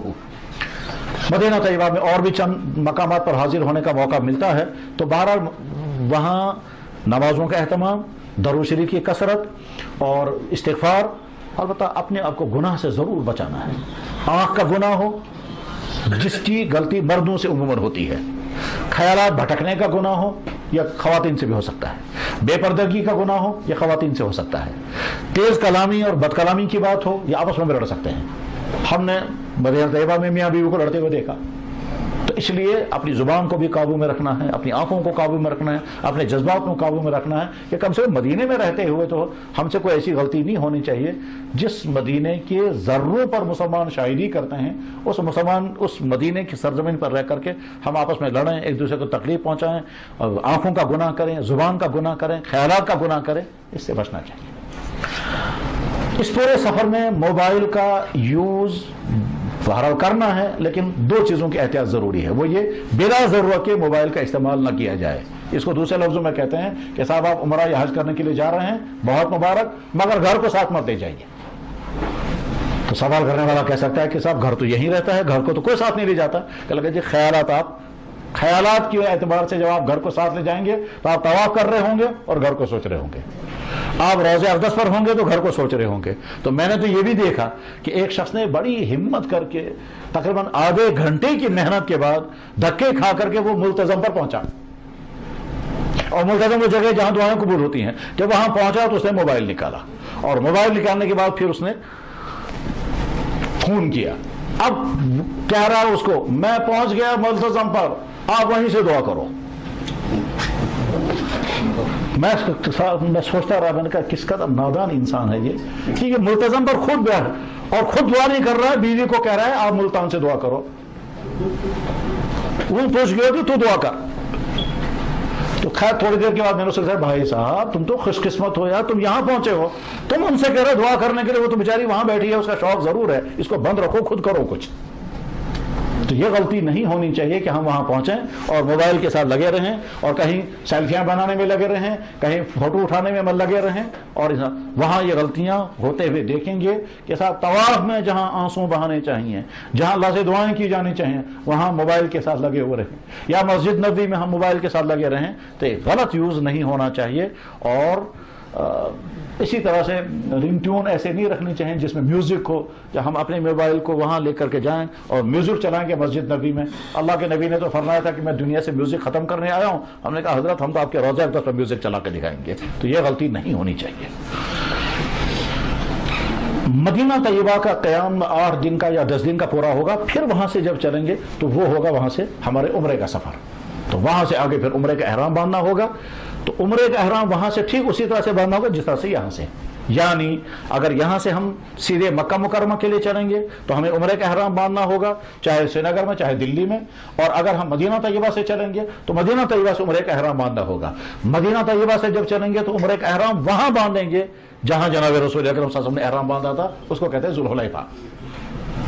آدمی جب معلومات رکھتا ہے تو وہاں پہنچ کر سوچتا ہے یہی وہ جگہ ہے جہاں سے حضور چلے تھے تو عمرہ کے احرام باندھ کر، یہی وہ جگہ ہے جہاں سے چلے تھے مکہ فتح کرنے کے لیے، یہی وہ جگہ ہے جہاں سے چلے تھے حج کرنے کے لیے، یہی وہ جگہ ہے جہاں سے چلے تھے صلح حدیبیہ کے لیے۔ تو سیرت پوری ذہن میں ہو اور پھر اس مقام پر پہنچے۔ تو بہرحال مدینہ طیبہ سے جو آگے چلیں گے عمرے کا احرام تو ذوالحلیفہ پر احرام باندھا جائے گا، اور اگر یہاں سے کوئی سیدھے مکہ مکرمہ کے لیے تو اس کو دلی سے احرام باندھنا ہوگا۔ دلی سے احرام اصل میں نہیں باندھنا ہے، اصل میں احرام باندھنا میقات سے پہلے، اور دلی سے جو حضرات جاتے ہیں، بامبے سے جو حضرات جاتے ہیں، ان کا میقات آتا ہے ریاض والا میقات۔ کتابوں میں تو لکھا ہوا یمن والا، لیکن آج ہوائی جہاز میں یمن والا میقات نہیں آتا، وہ سمندری جہاز والوں کو آتا تھا۔ اس وقت جو میقات آتا ہے وہ ریاض والا آتا ہے، یعنی جہاں سے عراق اور خود سعودیہ کے مشرقی علاقوں کے لوگ جس جگہ سے احرام باندھتے ہیں ہم کو اسی جگہ سے احرام باندھنا ہے، مگر وہ جگہ ہم کو جہاز میں ہاتھ نہیں آئے گی، اس لیے جہاز میں سوار ہونے سے پہلے احرام باندھ سکتے ہیں، یا احرام کی چادریں اوڑھ کر کے پھر جہاز میں جب بیٹھیں گے اور وہاں اعلان ہوگا 15 منٹ کے بعد یا آدھے گھنٹے کے بعد یا 1 گھنٹے کے بعد میقات آنے والا ہے، اس وقت نیت پڑھی جاتی ہے، اور نیت کوئی لمبی چوڑی نہیں ہے، بس صرف اتنا کہنا ہے یا اللہ میں نے عمرے کا ارادہ کر لیا، آپ مجھے آسان فرما دیں، اس کا پھر لبیک پڑھنا ہے۔ لبیک پڑھنے کے بعد پھر احرام کی پابندیاں شروع ہو جاتی ہیں۔ مردوں کے لیے پابندی ہے، سلا ہوا کپڑا نہیں پہن سکتے، خوشبو نہیں لگا سکتے، بال نہیں کاٹ سکتے، ناخن نہیں کاٹ سکتے، اور پرائیویٹ ایسی بات جو میاں بیوی کر سکتے ہیں کیا کر ان سے پرہیز کرنا ہے۔ شکار نہیں کر سکتے، ظاہر ہے شکار کرنے کا تو آج کہیں مرحلہ ہی نہیں ہے، ٹھیک، بس یہ ہے مردوں کی پابندیاں۔ عورتوں کے لیے آسانیاں ہیں، وہ اپنے کپڑے پہن سکتی ہیں، چپلیں پہن سکتی ہیں، ان کے لیے وہ پابندیاں نہیں ہیں جو مردوں کے لیے ہیں۔ مردوں کو جو آسانیاں ہیں وہ یہ گھڑی پہننے میں کوئی حرج نہیں، بیلٹ لگانے میں کوئی حرج نہیں، बैंडेड अगर लगाना पड़े उसमें लगाने में कोई हर्ज नहीं, लेकिन कच्छा नहीं पहन सकते, टोपी नहीं पहन, सिली हुई चीज नहीं पहन सकते। एहराम की जो चादर है अगर उसके किनारे ये सिले गए हों किनारे, उसमें कोई हर्ज नहीं है, लेकिन बदन की शेप पर कटिंग और सिलाई के बाद जो कपड़ा बनता है वो बस वो मना है। कपड़ा जब हम पहनते हैं तो उसके दो मकसद हैं, एक मकसद है बदन सजाना, इसलिए सिलाई और कटाई के जरिए से बदन सजता है, लेकिन अगर चादर ओढ़ेंगे तो बदन सजाया नहीं गया, बदन ढांप दिया गया। तो एहराम की चादरें दरअसल बदन सजाने का अमल नहीं है, ये बदन को छुपाने का अमल है। तो ऐसी चादर कि जिसे बदन को छुपाया गया बस वही एहराम है। एहराम बांधने में जिस वक्त हम एहराम बांधा करते हैं, चाहे वो दिल्ली से, चाहे बॉम्बे से, चाहे मदीना तैयबा से, तो जब एहराम बांधने का वक्त आए तो वहां जाकर के वजू कर लेना चाहिए, और अगर मौका हो, गुंजाइश हो तो गुस्ल करना चाहिए, और गुस्ल करने के बाद फिर अपने कपड़े उतार देने हैं। और मर्दों को दो चादरें, एक चादर नीचे से बांधनी है, एक चादर ऊपर से ओढ़नी है। अंडरवियर नहीं, अंडर शर्ट नहीं पहन सकते, सिला हुआ कपड़ा नहीं पहन सकेंगे, सर पर टोपी कुछ नहीं रख सकते, ये सारी चीजें उतार दी। और उतारने के बाद अब 2 रकात नमाज जो लाजिम नहीं है पढ़ी जाए तो बहुत बेहतर है, और अगर कोई फर्ज नमाज हो तो बहुत अच्छा है। इसके बाद फिर काफी देर तक दुआएं करनी चाहिए कि या अल्लाह मैं एक नई हालत अपने ऊपर तारी कर रहा हूं, एहराम की हालत, तो उससे पहले मैं तौबा करता हूं, माफी चाहता हूं, और उसके बाद फिर उमरा के कबूल होने की दुआ, उमरा के आसान होने की दुआ के बाद फिर पढ़ना है लब्बैक, और ये लब्बैक कम से कम 3 मरतबा। और अगर खुदा न खास्ता किसी को लब्बैक याद ना हो तो उस वक्त किसी दूसरे भाई से कहना चाहिए मुझे लब्बैक पढ़वा दो 2-3 मरतबा, और फिर पढ़ते पढ़ते याद हो जाएगा। तो फिर पूरा सफर लब्बैक के साथ गुजरना चाहिए, और ये लब्बैक रिकॉर्ड होता रहता है, फिजा की लहरें इस लब्बैक को रिकॉर्ड करती हैं। और हदीसों में ये भी है कि जब उमरा या हज करने वाले लब्बैक पढ़ते हैं तो फरिश्ते भी उनके साथ लब्बैक पढ़ते हैं, यहाँ तक कि पूरी फिजा गूंजती है। और जनाब रसूल अकरम सल्लल्लाहु अलैहि वसल्लम जब उमरा करने के लिए गुजर रहे थे तो एक वादी से गुजरते हुए फरमाया मैं देख रहा हूं मूसा लब्बैक पढ़ते हुए जा रहे हैं, हज़रत मूसा अलैहिस्सलाम। और एक मरतबा हम जंगे बदर जहां हुआ है वहां जा रहे थे, तो रास्ते में मैंने बोर्ड देखा, तो मैंने अपने साथियों से कहा ये जो बोर्ड लगा हुआ है इसका तज़किरा हदीसों में आता है कि फलां जगह जनाब रसूल अकरम सल्लल्लाहु अलैहि वसल्लम ने बदर के मुतालिक फैसले किए थे, वो यही जगह है। किताबों में जो लिखा हुआ जगह यही है, क्योंकि वहां नाम लगा हुआ है, तो मकाम यही। और उसके बाद फरमाया था हुजूर ने कि जिस वक्त मैं वहां से गुजरा तो मैंने देखा हज़रत ईसा अलैहिस्सलाम जब आएंगे और वो उमरा करने जाएंगे और लब्बैक पढ़ते हुए गुजरेंगे, तो जो उनकी हालत होगी वो मैंने इस वक्त देख ली, ये उसी जगह। लेकिन ये बदर के रास्ते में है, ये मदीना। बहरहाल लब्बैक पढ़ते हुए जितना ज्यादा लब्बैक पढ़ा जा सकता हो, मर्दों को ऊंची आवाज से, खवातीन को आहिस्ता आवाज से। खवातीन इतनी आवाज से पढ़ सकती हैं कि दाएं और बाएं वाली सुन सकें, मर्द जितने ऊंची आवाज से पढ़ेंगे उतना बेहतर है। मक्का मुकर्रमा पहुंचने के बाद फिर पहले अपने होटल में सामान रखेंगे, उसके बाद फिर पूरा ग्रुप जो है वो एक साथ जाएगा उमरा करने के लिए। उमरा करने में कोई लंबा अमल नहीं है, 2-3 काम कुल है। नंबर 1, खाने काबा के 7 राउंड लगाने, इस 7 राउंड के मजमूए को कहते हैं तवाफ। 7 चक्कर लगाने को कहते हैं एक तवाफ। ये तवाफ जब स्टार्ट करेंगे तो उसमें इतना करना है कि जो चादरें हैं वो चादर दाएं कंधे से नीचे से निकालकर बाएं कंधे पर रखनी है, और 3 चक्करों में थोड़ा सा अकड़ करके चलना है, और बाकी पूरे 7 चक्कर जो है वो नॉर्मल हालत में। इन 7 राउंडों में, इन 7 शौतों में हम दुआएं भी कर सकते हैं, खामोश भी चल सकते हैं, तिलावत भी कर सकते हैं। सबसे बेहतर है दुआएं की जाएं, वो दुआएं चाहें वो दुआएं जो अरबी में है वो भी कर सकते हैं, और अपनी जुबान में दुआएं वो भी कर सकते हैं। ठीक, इस तवाफ में एक इम्तिहान मर्दों के लिए आता है कि वहां उमूमन बहुत ज्यादा भीड़ होती है, और तवाफ करते करते बीच में खवातीन भी आ जाती हैं, और कभी वो नामहरम भी होती हैं।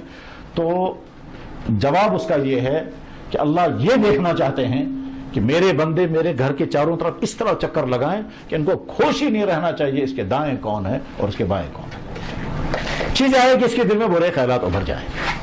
इसका जिस्म अगर किसी दूसरे के साथ टच कर रहा है, इसके दिल में बुरे ख्यालात उभरने ही नहीं चाहिए। ये ऐसा जैसे इसका जिस्म, उसका कंधा अगर उसकी मां के साथ लग जाए, या किसी बाप का जिस्म अगर बेटी के साथ अगर बस कर जाए, उसके दिल के एहसास पाकीज़ा रहते हैं। बस यही मैं देखना चाहता हूं, मेरे घर में तुम्हारी हालत ये होनी चाहिए। इससे कोई पाबंदी नहीं रखी कि सब एक साथ करो, वहां तुम अपने नफसानी एहसास को बाहर रख करके फिर तुम रहता। इसलिए बाज़ लोग वहां मगन हो करके, डूब करके इस तरह से अल्लाह के घर के चारों तरफ चक्कर लगाते हैं कि किसी को होश ही नहीं रहता किसी का तवाफ ऐसा हो। तो 7 चक्कर, उन 7 चक्करों के बाद फिर 2 रकात नमाज, 2 रकात नमाज के भरने के बाद फिर जमजम पीते हैं, और उसके बाद फिर सफा मरवा के 3.5 चक्कर, صفا سے لے کر مروہ، مروہ سے لے کر صفا، صفا سے لے کر مروہ، مروہ سے، یہ ٹوٹل میں بنتے ہیں 3.5 اور شمار میں آتے ہیں یہ 7. صفا سے مروہ 1، مروہ سے صفا 1، اس طرح سے 2 ہو گئے تو 3.5 چکر. اور اینڈ جب ہو جائے گا تو اس کے بعد پھر سر کے بال مونڈ دینے ہیں، اور خواتین جو ہیں ان کو اپنے بالوں کا ایک حصہ کاٹ دینا ہے، چاہے وہیں کاٹیں چاہے اپنے ہوٹل پر آ کر کاٹیں، کل بس یہی ہے عمرہ. اس میں کہیں کوئی مشکل نہیں ہے.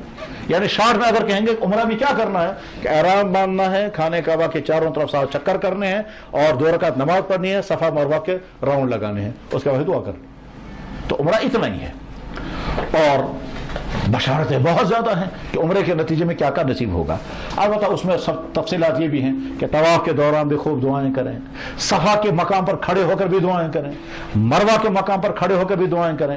اور اگر تاریخ پڑھی ہو اور وہ اپنے خیالات کو واپس لے جائیں کہ وہ دور کہ جب مکہ وادی غیر زیر زرع، یہاں صرف چٹانیں تھی، یہاں صرف ریگستان تھا، یہاں کوئی نہ درخت نہیں، کوئی پانی نہیں، کوئی جانور نہیں، اس وقت حضرت حاجرہ کو ان کے شوہر نے دودھ پیتے بچے کے ساتھ یہاں چھوڑ دیا تھا اور خود واپس نکل گئے ملک شام.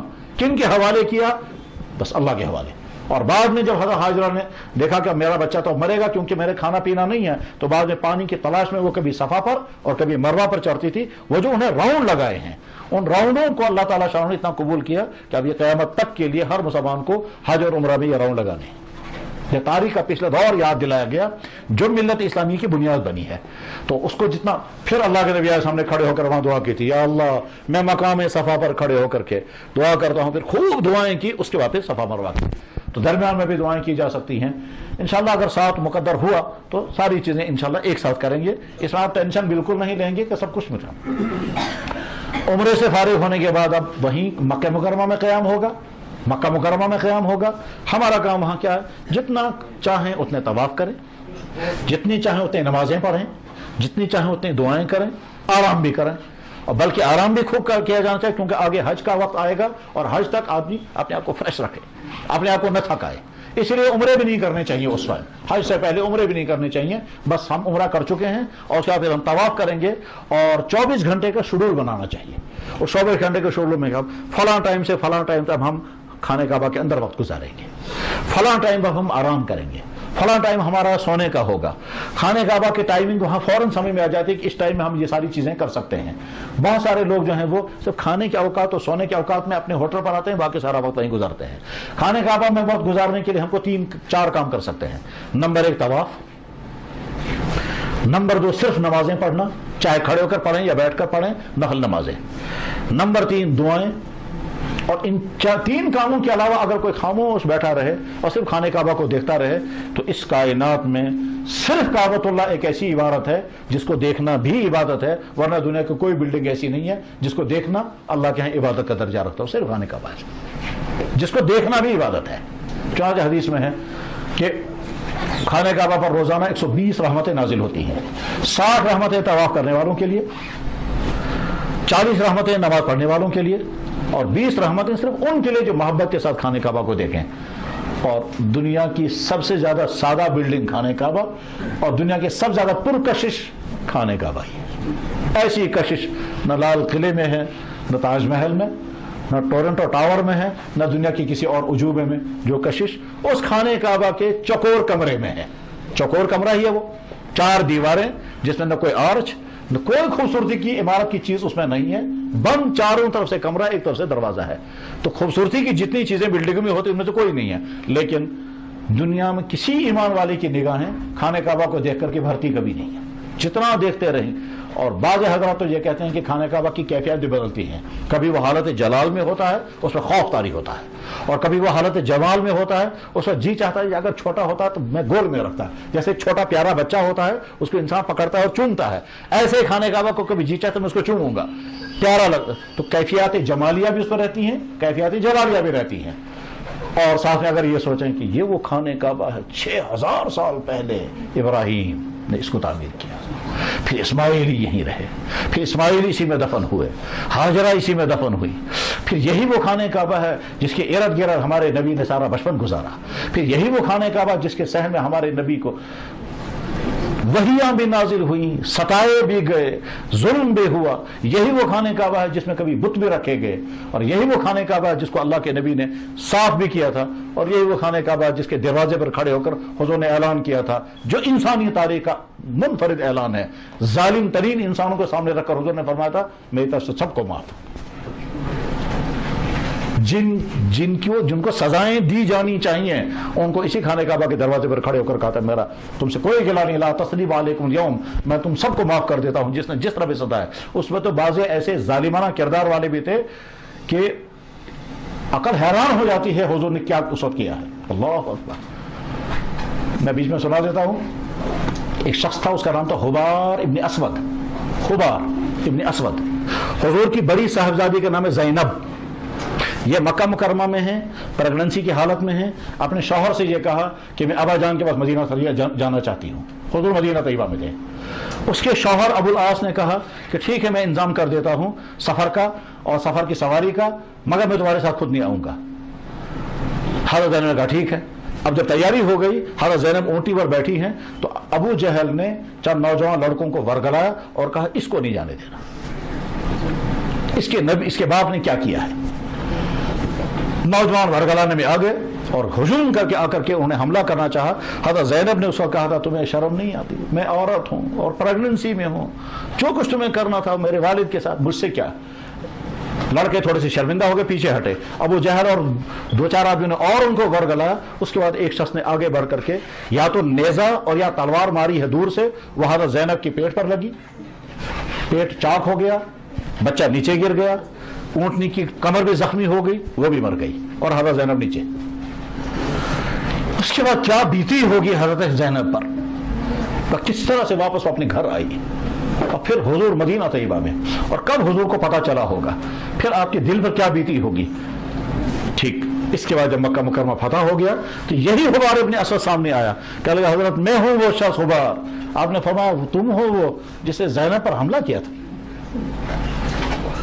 और अजीब ये हज़रत ज़ैनब को वो जो पेट चाक हुआ था, उसी इन्फेक्शन में बाद में उनकी वफात भी हुई है। ठीक, अब इस हुबार इब्न असवद के साथ क्या क्या वजह, दुनिया का बाअखलाक से बाअखलाक इंसान बताए क्या करना है चाहिए, दुनिया के हर कानून फैसला करे इसके साथ क्या करना चाहिए था। ठीक, मगर ये मोहम्मद रसूलुल्लाह थे। हुबार इब्न असवद ने कहा हजरत एक तो कलमा पढ़ा दीजिए और मुझे माफ कर दीजिए। हुजूर ने फरमाया माफ तो उसी दिन कर चुका हूं, जिस दिन मैंने सुना था उसी दिन आज भी माफ कर देता हूं, और कलमा भी पढ़ा दिया। इसी खाने का वह हुआ। लोग अखलाकी बातें करते हैं, अखलाक मोहम्मदी को तो इंसान छू भी नहीं सकता, उस पर उसका नमूना अपने अंदर लाना तो सवाल ही नहीं है। खैर, उस खाने काबा में वक्त पूरा गुजरेगा। उसके बाद फिर 7 तारीख शाम को या 8 तारीख के सुबह को इंशाअल्लाह वहां से एहराम बांधकर, हज का एहराम बांध करके निकलेंगे। तो ये 8 तारीख सारा दिन मिना में गुजरेगा। फिर 9 तारीख सुबह को अरफात जाएंगे। अरफात में दिन में कुछ नहीं करना है, सिर्फ दुआएं करनी है। जो आदमी जिस तरह दुआएं कर सकेगा करे। मिल करके भी दुआएं होंगी, अलग अलग भी दुआएं होंगी, इज्तिमाई दुआ भी होगी, अलग अलग दुआएं भी होंगी। और उस दिन 9 तारीख की शाम तक अरफात में रहेंगे। फिर शाम को आफ्ताब डूबने के बाद अरफात से चलेंगे तो मुजदलिफा, और मुजदलिफा में आकर के रात गुजारेंगे। जिस वक्त मुजदलिफा पहुंचेंगे उस वक्त मगरिब और इशा की नमाज एक साथ, और उसके बाद फिर सुबह को मुजदलिफा में दुआ करके फिर वहां से मिना वापस आएंगे। और मिना वापस आने के बाद फिर वहां नंबर 1 शैतान को कंकर मारना होता है, कुर्बानी करनी होती है और बाल मूड़ने होते हैं। और ये तीनों काम करने के बाद अपने कपड़े बदलने हैं, और कपड़े बदलने के बाद फिर हम खाने का आकर के फिर तवाफ करते हैं। और ये तवाफ असली वाला तवाफ है, यानी इसके माने ये हैं कि अल्लाह ताला फरमाते हैं तुम पहले मिना जाओ, कुछ सफाई वहां होगी, फिर अरफात जाओ, गुनाहों को वहां माफ कराओ, फिर मुजदलिफा आओ, फिर शैतान को मारो, अपने नफ्स के शैतान मारो, फिर नए कपड़े पहनकर अब मेरे घर के तवाफ के काबिल तुम बने। उसका नाम है तवाफ जियारत। वो फर्ज है, और जब तक वो तवाफ जियारत नहीं होता है तब तक शौहर अपनी बीवी के लिए हराम रहता है, बीवी अपने शौहर के लिए हराम रहती है। निकाह बरकरार, मगर एक दूसरे को टच नहीं कर सकते। ये तवाफ जियारत इतना मस्त है। इसका हुक्म कुरान में है, वल यतवफू बिल बैतिल अतीक, मेरे इस पुराने घर का तवाफ तुम करोगे। ये है वो तवाफ। इस तवाफ करने के बाद फिर वापस मिना जाते हैं, और वहां 2 दिन तक शैतान को कंकर मारने होते हैं। और उसके बाद फिर वापस मक्का मुकरमा, जब मक्का मुकरमा पहुंचते हैं तो हज उसी पे एंड हो जाता है। फिर आखिरी दिन जब वापस निकलना होता है तो एक तवाफ, उसको कहते हैं तवाफ विदा। بس یہ طواف ادا کر کے واپس، یہی ہے حج، اس میں اور کچھ مشکل نہیں ہے۔ اس میں ایک ایک چیز کی تفصیلات بھی ہیں۔ مثلا فرض کیجئے سوال آئے گا کہ جب کنکر جب مارنے ہیں تو وہ کتنے ہونے چاہیے، کتنے بڑے ہونے چاہیے، کتنے فاصلے سے مارنا چاہیے، باوضو ہیں یا بے وضو ہوں، یہ تمام تفصیلات آتی رہیں گی، اس میں گھبرانے کی بات نہیں ہے۔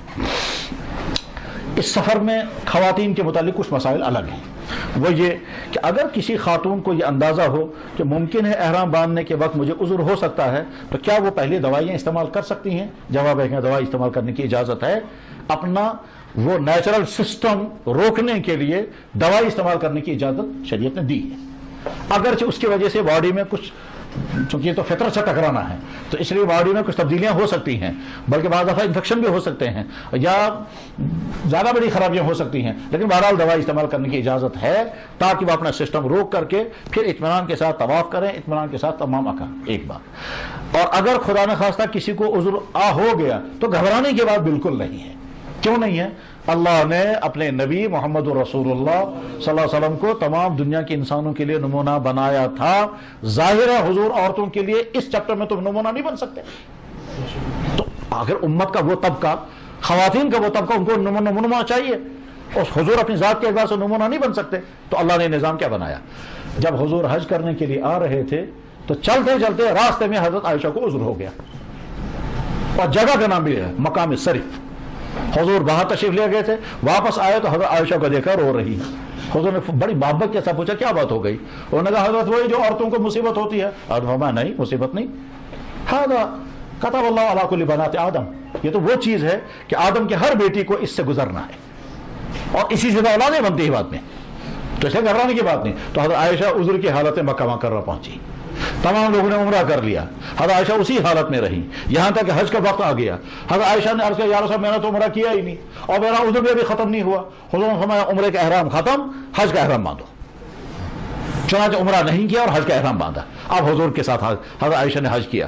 جب حج مکمل کیا تو حضرت عائشہ نے کہا حضرت آپ تمام لوگوں نے عمرہ بھی کیا، حج بھی کیا، میں نے تو عمرہ کیا ہی نہیں۔ عمرہ جب کرنے کا وقت تھا تو مجھے عذر تھا، اس لیے میں تو عمرہ کرنا چاہتی ہوں۔ حضور نے فرمایا ضرور کرو عمرہ۔ تو حضرت عائشہ کے بھائی کو بلایا، ان کا نام تھا عبد الرحمن، کہا عبد الرحمن اپنی بہن کو لے جاؤ اور تنعیم کے مقام سے ان کو عمرہ کراؤ، اور عمرہ کر کے جب تم فارغ ہو کر کے آؤ گے تو فلاں جگہ ہم مدینے کے لیے چل چکے ہوں گے، فلاں جگہ ہماری ملاقات ہو جائے گی۔ تو چنانچہ حضرت عائشہ کو ان کے بھائی عبد الرحمن لے کر اپنے ساتھ گئے، اونٹنی پر سوار کرایا، پیچھے بٹھایا اور تنعیم جگہ پر لے گئے، پھر وہاں سے ان کو احرام بندوایا، پھر عمرہ کرایا۔ جس جگہ سے انہیں احرام باندھا تھا اس جگہ جو مسجد بنی اسی مسجد کا نام ہے مسجد عائشہ۔ تو ٹھیک، تو گویا حضرت عائشہ رضی اللہ تعالیٰ نمونہ بنی ہماری ان بہنوں کے لیے جن بہنوں کو عذر پیش آ جائے مکہ مکرمہ پہنچنے سے پہلے احرام کی حالت میں۔ اچھا ٹھیک ہے صاحب، لیکن حج کے دوران میں تو کسی کو کھا سکتا ہے، اس کے لیے اللہ نے دوسرا نمونہ بنایا۔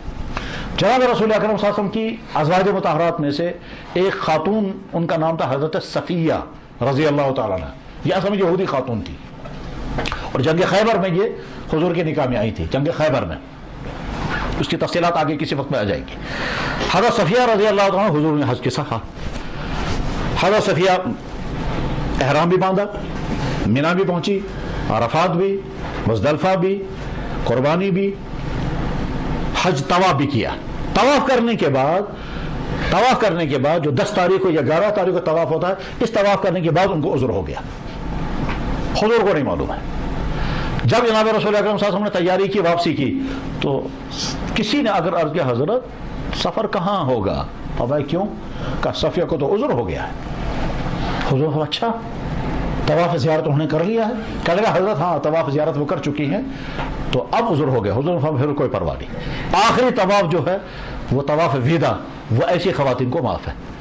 تو گویا حضرت صفیہ رضی اللہ تعالیٰ کو عذر ہوا طواف زیارت کے بعد، اور طواف زیارت کے بعد عذر ہوا، اس کے بعد پھر شیطان کو کنکر مارنے ہوتے ہیں، وہ اس حالت میں بھی شیطان کو کنکر مار سکتی ہیں، اور آخری طواف کرنا ہوتا ہے طواف وداع، وہ ایسی خواتین کو معاف ہو جاتا ہے۔ تو غرض یہ کہ عذر کی وجہ سے پریشان نہیں ہونا ہے، گھبرانا نہیں ہے، ٹھیک۔ بس ایک چیز ہے، آپ اندر نہیں جا سکتی، نماز نہیں پڑھ سکتی، طواف نہیں کر سکتی، باقی دعائیں کر سکتی ہیں۔ حتیٰ کہ بعضی خواتین جو زیادہ شوقین ہوتی ہیں وہ صفا مروہ کی طرف سے اندر داخل ہو کر کے صفا کے مقام پر بیٹھ کر کے دعائیں کرتی ہیں، کیونکہ صفا اور مروہ کا جو حصہ ہے وہ مسجد سے باہر ہے، وہاں نظر تو نہیں آئے گا وہ، لیکن وہ حکم میں مسجد سے باہر ہے. اس لیے طواف میں تو باوضو ہونا شرط ہے. صفا مروہ کی صحیح میں باوضو ہونا شرط نہیں ہے. اگر کسی کو وضو نہیں بھی ہوگا صفا مروہ کر سکتے ہیں، اور جس سے مسائل پیش آئیں گے تو وہ بھی انشاءاللہ حل ہوتے رہیں گے. طواف کے دوران وضو ٹوٹ جائے گا تو کیا کرنا ہے؟ طواف کے دوران نماز کھڑی ہو جائے گی تو کیا کرنا ہے؟ دونوں مسئلے بہت آسان ہیں. طواف کرتے کرتے اگر نماز کھڑی ہوگی وہیں رک کر کے وہی نماز میں شامل ہو جانا ہے، اور جو ہی سلام پھیریں گے اس کے بعد طواف سٹارٹ کریں. مثلا فرض کیجئے ایک آدمی طواف کر رہا تھا، 3 چکر کر چکا تھا، نماز کھڑی ہو گئی، تو جہاں یہ تھا وہیں اللہ اکبر، سلام پھیرنے کے بعد وہاں سے 4تھا چکر شروع کرے گا. اور اگر وضو ٹوٹ گیا تب تو جواب یہ ہے کہ وضو ٹوٹنے کی 2 حالتیں ہیں. ایک حالت ہے کہ اس کو واش روم جانے کی ضرورت ہے، ٹوائلٹ جانے کی ضرورت ہے، پھر تو باہر نکلنا ہوگا. دوسری حالت ہے کہ نہیں، ٹوائلٹ جانے کی ضرورت نہیں ہے، صرف وضو کرنا ہے. انسان ہے، ہر طرح کے حالات پیش آتے ہیں، اور یہ تو ہمارے نبی کا کمال ہے. ایک مرتبہ جناب رسول اکرم صلی اللہ علیہ وسلم واز فرما رہے تھے، واز فرماتے فرماتے اچانک رک گئے، اور رکنے کے بعد فرمایا اگر کسی کو ہوا خارج ہوتی ہے تم لوگ ہنستے ہو؟ صحابہ نے کہا جی حضرت ہنسی تو آتی ہے. آپ نے فرمایا کیوں ہنستے ہو؟ تم میں سے کون آدمی ہے جس کو ہوا خارج نہیں ہوتی؟ اس کے معنی یہ کہ گویا یہ وہ چیز ہے جو انسان کو پیش آئے گی. تو مان لیتے ہیں طواف کے دوران کسی کو گیس لیک ہو گیا اور وضو ٹوٹ گیا، اس کو صرف وضو کرنا ہے. یہ خانہ کعبہ کے اندر ہی وضو کرنے کی جگہ ہے، اور وہیں آ کر کے وضو کر کے پھر وہ طواف میں آگے کنٹینیو کرے گا. اگر وضو ٹوٹ گیا اور منیمم چکر کیے تھے، میکسیمم باقی تھے، 2 یا 3 کیے تھے، اور اس کے بعد پھر وضو ٹوٹ گیا، تو یہ منیمم جو ہے یہ ختم ہو گیا، نئے سرے سے پورا طواف کرنا پڑے گا. اور اگر میکسیمم کیے تھے، منیمم باقی تھے، یعنی 4 کیے تھے، 5 کیے تھے، 6 کیے تھے، وضو ٹوٹا، تو آپ وضو کر کے جب آئیں گے تو وہ پہلے والے راؤنڈ جو ہیں وہ معتبر ہیں، اور آپ جو باقی بچے ہوئے ہیں وہ پورے کر لیں گے. اور بھی اس میں مسائل پیش آ سکتے ہیں، وہ انشاءاللہ وہ مسائل حل ہوتے رہیں گے. اس سفر میں کبھی کبھی چھوٹی باتوں پر بھی غصہ آ جاتا ہے، اس لیے قرآن نے حکم دیا جب تم حج کرنے کے لیے جاؤ گے تو لڑنا مت. فلا جدال فی الحج، الحج اشہر معلومات، فمن فرض فیہن الحج فلا رفث ولا فسوق ولا جدال فی الحج. جب تم حج کرنے کے لیے جاؤ گے تمہاری آنکھ غلط نہیں دیکھنی چاہیے، تمہاری زبان سے فحش باتیں نہیں نکلنی چاہیے، تمہارے دل میں برے خیالات نہیں آنے چاہیے، تم فاسقانہ کام نہیں کرو گے، اور آپس میں لڑنا بھی مت. ہم کو کہاں وہاں زمین بانٹنی ہے کہ لڑائی ہوگی؟ تو جواب چھوٹی چھوٹی باتوں پہ بھی لڑائی ہو جاتی ہے، اور اس میں میاں بیوی میں بھی لڑائیاں ہوتی ہیں، ساتھیوں میں بھی لڑائیاں ہوتی ہیں. تو ان ساتھیوں کی لڑائیوں میں اپنے آپ کو بہت قابو میں رکھنا ہے. اسے ایک کام تو یہ خانہ کعبہ میں بھی اور مدینہ طیبہ میں بھی ہر نماز کے بعد جنازے ہوتے ہیں، اور یہ ان لوگوں کی خوش قسمتی ہے کہ ان کا جنازہ وہاں پڑھا جاتا ہے. اسے جو ہی سلام پھیرتے ہیں اعلان ہوتا ہے جنازہ پڑھا جائے. اگر بالفرض ہم اس جنازے میں شامل نہ ہوں تو کوئی گناہ نہیں، لیکن سوال یہ ہے اگر ہم جنازے میں شامل نہیں ہوں تو کریں گے کیا؟ اور آپ تو نکل بھی نہیں سکتے وہاں اس وقت، اس لیے جنازے میں شامل ہو جانا چاہیے. ہماری خواتین اگر وہ جنازے میں شامل ہونا چاہے تو اجازت، اور اگر وہ جنازے میں شامل نہیں ہونا چاہیں تو کوئی گناہ بھی نہیں ہوگا. بہتر ہے زندگی میں ان کو کہاں جنازے میں شرکت کرنے کا موقع ملے گا، وہاں اگر موقع ملا ہے تو شریک ہو جائیں. اب جنازہ وہاں ٹھیک اسی طرح پڑھا جاتا ہے جس طرح سے ہم یہاں پڑھتے ہیں، یعنی 4 تکبیریں ہوں گی، آہستہ جنازہ پڑھا جائے گا. البتہ وہاں سلام ایک پھیرتے ہیں جنازے کے بعد، جنازے کے بعد ایک سلام پھیرتے ہیں، 2 نہیں. ٹھیک، وہ بھی صحیح ہے. اس میں ایک سلام کے ساتھ جنازہ پھیر یا 2 سلام کے ساتھ، وہ بھی درست ہے اور یہ بھی درست ہے. آپ ہو سکتا ہے یہ سوچیں گے صاحب ہم کیوں 2 کرتے ہیں، وہ کیوں 1؟ جواب ہے کچھ حدیثوں میں ہے 2 سلام پھیرو، کچھ حدیثوں میں 1 سلام پھیرو. ٹھیک، تو اس لیے اگر 1 سلام پھیرا گیا تب بھی جنازہ مکمل، 2 سلام اگر کیے گئے تب بھی جنازہ مکمل. 1 سلام کے کم اور زیادہ ہونے سے جنازے میں کوئی فرق پڑنے والا نہیں ہے. کبھی کبھی دل میں خیال آتا ہے یہ ہر نماز میں جنازہ تنگ آ گئے جناب، کہ نہیں، یہ خیال بالکل نہیں آنا چاہیے. کیوں؟ اس وجہ سے کہ وہاں 50 میل دور تک لوگ چاہتے ہیں کہ اگر ہمارے گھر میں کسی کی وفات ہو جائے ہم حرم میں جنازہ پڑھوائیں گے، جہاں لاکھوں انسان جنازہ پڑھنے والے ہوں گے. اگر ہم کہیں وہاں دور ہوں گے ہم بھی یہی چاہیں گے ہمارے مردہ کا جنازہ وہاں پڑھا جائے. اس لیے تنگ نہیں آنا چاہیے، دل میں برے خیال نہیں. خانہ کعبہ میں جو دعائوں کو قبول ہونے کی جگہیں ہیں ان میں سے ایک اہم ترین جگہ ہے حتیم. اس حتیم کی پوری ہسٹری تو آگے کسی وقت آ جائے گی، لیکن شارٹ میں اتنا ذہن میں رکھیے کہ حتیم دراصل خانہ کعبہ کے اندر کا حصہ ہے، اور اس حتیم کے اندر حضرت اسماعیل دفن بھی ہیں. اور اسی حتیم کے ہاں سے جناب رسول اکرم صلی اللہ علیہ وسلم کو معراج میں لے جایا گیا، اسی حتیم میں حضور کو لایا گیا اور حضور کا دل مبارک چاک کر کے باہر نکال کر کے زمزم کے پانی سے دھویا گیا، برتن جنت سے لائے گئے اسی حتیم میں۔ اس حتیم میں کھڑے ہو کر کے 2 رکعت نماز اور اس حتیم میں کھڑے ہو کر کے پھر دعائیں اگر کی جائیں تو یقین وہ قبول ہوتی ہے۔ تو وہاں پہنچنے کی کوشش کریں گے اور جتنا ہو سکے کوشش کریں گے، بلکہ بعض لوگ تو نمازیں وہاں جا کر کے پڑھتے ہیں اور خوب نمازیں پڑھتے ہیں۔ کبھی کبھی وہاں خیال آتا ہے کہ جی اگر ہم دوسروں کی طرف سے طواف کریں، دوسروں کی طرف سے عمرہ کریں تو اجازت ہے؟ جواب ہے بالکل اجازت ہے، دوسروں کی طرف سے طواف بھی کر سکتے ہیں، دوسروں کی طرف سے عمرہ بھی کر سکتے ہیں۔ اور اس اجازت کی بنیاد میں عرض کرتا ہوں، جب جناب رسول اکرم صلی اللہ علیہ وسلم حج کر رہے تھے تو مزدلفہ کے مقام پر تھے، ایک عورت آئی، کتابوں میں یہ بھی لکھا ہوا کہ اس کے گود میں بچہ تھا، اور بلکہ یہ بھی لکھا ہوا تھا کہ جوان عورت تھی۔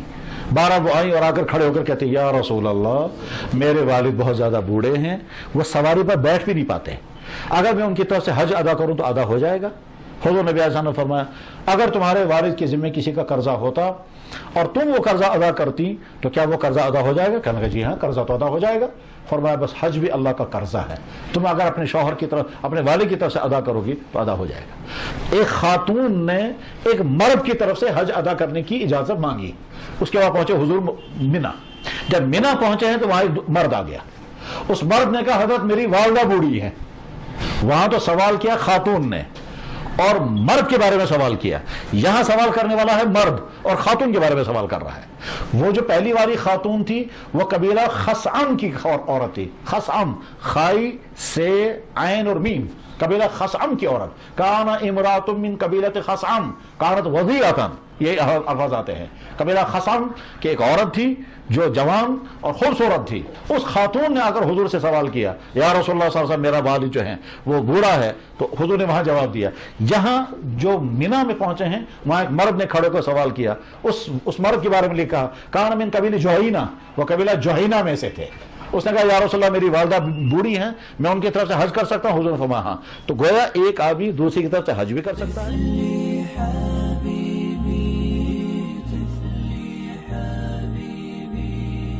طفلي حبيبي طفلي حبيبي